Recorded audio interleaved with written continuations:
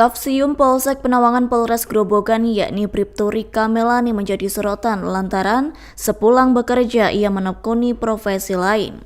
Adapun Bribtu Rika Melani tak malu setelah bekerja, pihaknya memilih untuk berjualan es teh. Kala itu Rika Melani justru menggunakan pakaian dinas lain yakni daster. Adapun es teh tersebut diberi brand Melani Es Teh Deso.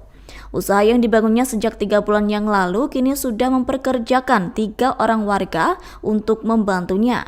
Selain mempunyai usaha es teh, Rika Melani juga memiliki toko aksesoris kepolisian dan bayangkari. Adapun toko tersebut berdekatan dengan tempat dirinya berjualan es teh, yakni di Jalan Raya Danyang Pengkol Dusun Tegal Sari. Dilansir dari Tribun Pekanbaru.com, Rika Melani menyatakan alasannya mempunyai beberapa usaha selain bekerja menjadi poluan, yakni dirinya dan sang suami merupakan tipe orang yang tak bisa diam. Selain itu, Rika dan suami mempunyai usaha tersebut lantaran ingin mewujudkan cita-cita mulia, yakni pasangan itu ingin membuka lowongan pekerjaan.